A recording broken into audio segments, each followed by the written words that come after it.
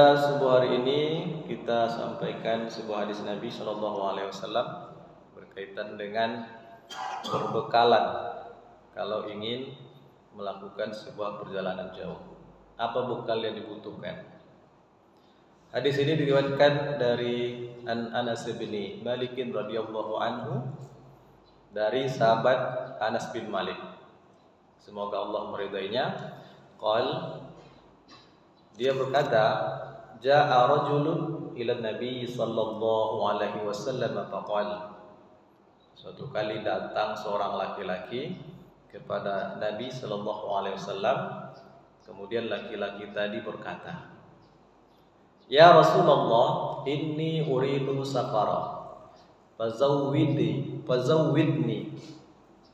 Ya Rasulullah, sungguh aku ingin mengadakan safar, perjalanan jauh. Safar itu dalam mazhab Syafi'i kalau tidak salah sekitar 90 kilo minimal. Tapi dalam mazhab Hambali tidak mengukur jarak, asalkan sudah keluar dari pesawangan kampung itu sudah dikatakan sebagai safar. Sehingga dalam mazhab Hambali boleh menjamak, mengqashar salat kalau sudah keluar dari persawahan kampungnya, tidak memperhitungkan jarak. Tapi bukan itu yang menjadi perhatian kita pada hadis ini.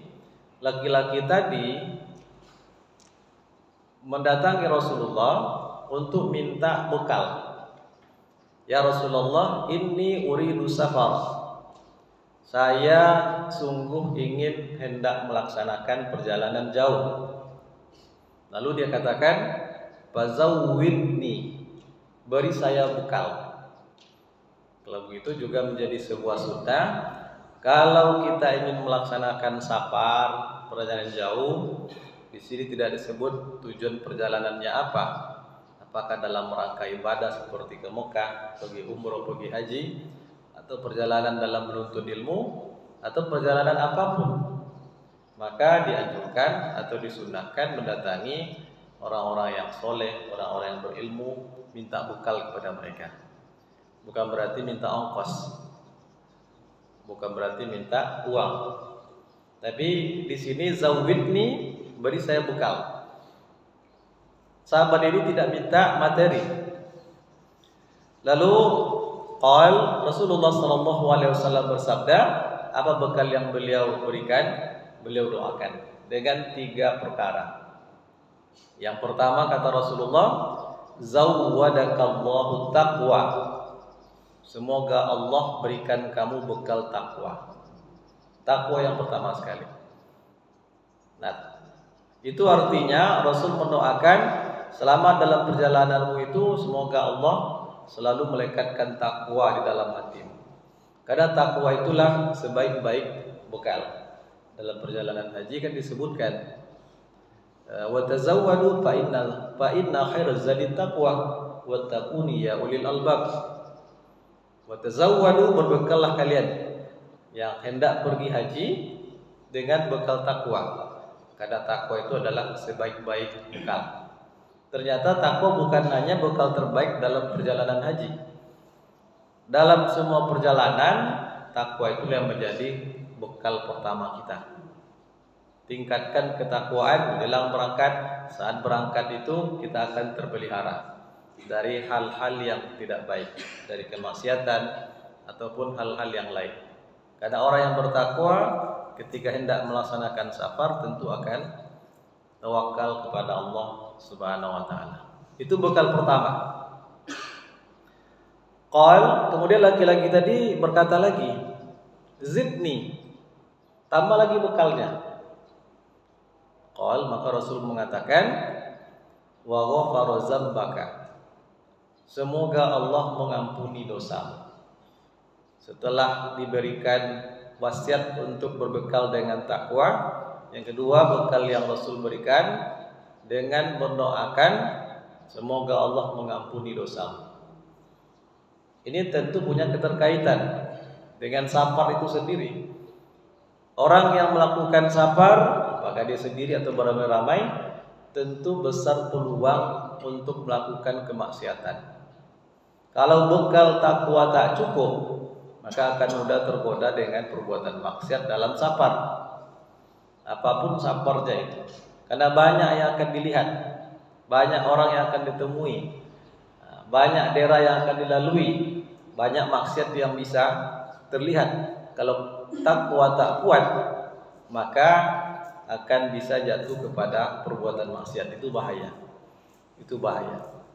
Oleh karena itu, Rasul mewasiatkan dan mendoakan semoga Allah mengampuni dosa. Dan dalam safar itu nyaris tak ada orang yang bisa 100% meninggalkan maksiat. Maksiat mata, maksiat pikiran, maksiat hati, terutama dosa-dosa kecil. Kalaupun bisa menghindarkan diri dari dosa-dosa besar, dari dosa-dosa kecil itu nyaris tak bisa dihindarkan. Oleh karena itu, yang kedua yang Rasul doakan adalah wa ghafara dzambaka. Semoga Allah mengampuni dosamu. Kemudian laki-laki ini berkata lagi, zidni, tambah lagi ya Rasulullah. Sampai 3 kali dia minta tambah. Ini menunjukkan betapa pentingnya banyak perbekalan ketika hendak melaksanakan perjalanan jauh.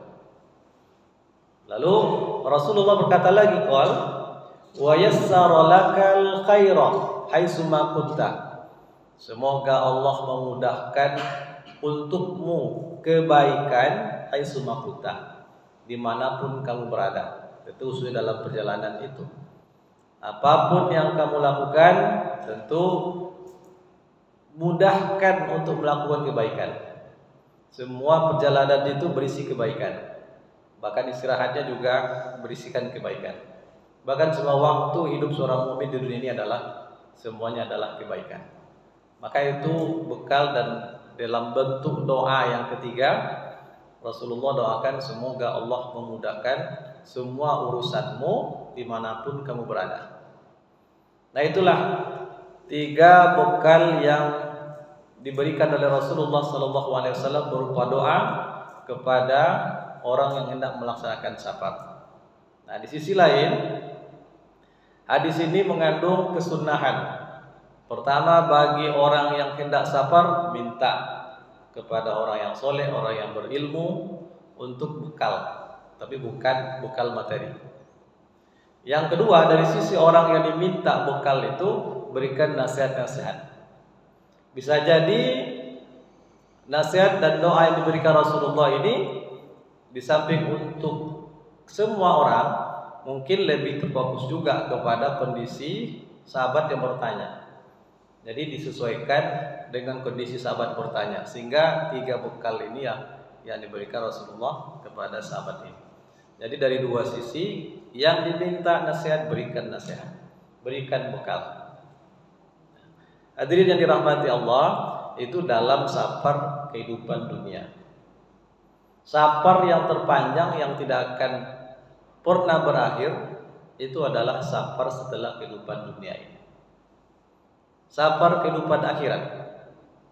Nah, kalau begitu, safar untuk kehidupan akhirat itu perlu bekal sebanyak-banyaknya. Dan tidak pernah atau jangan pernah merasa puas dengan bekal yang sudah kita kumpulkan untuk perjalanan akhirat. Jangan pernah merasa puas.